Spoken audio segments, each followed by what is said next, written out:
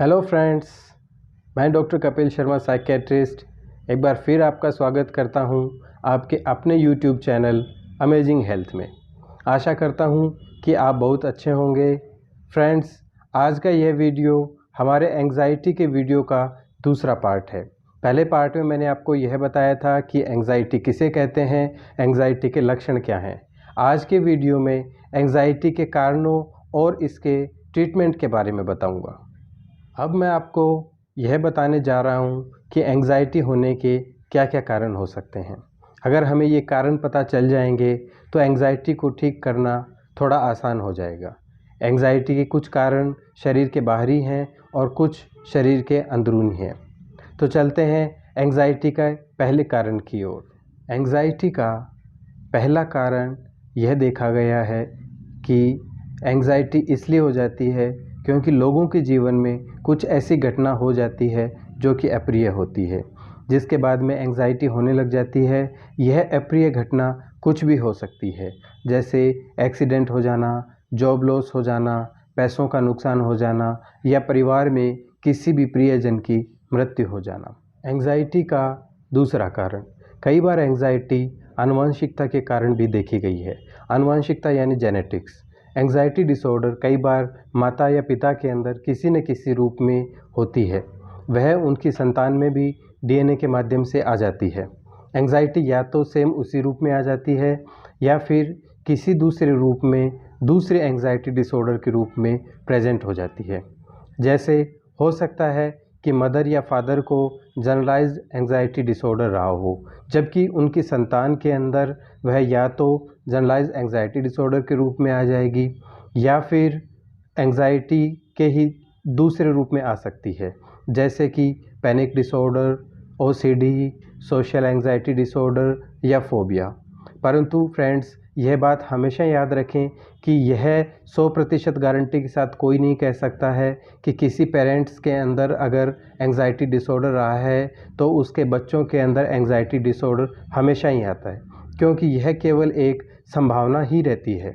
कई बार माता पिता के अंदर एंग्जाइटी की प्रॉब्लम नहीं होती है, लेकिन फिर भी बच्चे के अंदर एंग्जाइटी डिसऑर्डर हो सकता है। एंग्जाइटी का तीसरा कारण जो देखा गया है वह है व्यक्ति की अपनी पर्सनैलिटी, यानी उसका अपना व्यक्तित्व। कुछ लोगों का स्वभाव और व्यक्तित्व जल्दी घबराने और जल्दी चिंता करने वाला होता है। इसे एंग्शियस अवॉइडेंट पर्सनैलिटी कहा जाता है। एंग्जाइटी का कारण नंबर 4। एंग्जाइटी के अगर बायोलॉजिकल कारणों को देखें तो हमें पता होना चाहिए कि हमारे मस्तिष्क के अंदर कुछ ऐसे केमिकल न्यूरोट्रांसमीटर होते हैं जो हमारे मस्तिष्क के अंदर पॉजिटिव और नेगेटिव ऊर्जा का संचार करते हैं। जब इन न्यूरोकेमिकल के अंदर डिस्टर्बेंस हो जाता है तो फिर व्यक्ति को एंग्जाइटी की प्रॉब्लम शुरू हो जाती है।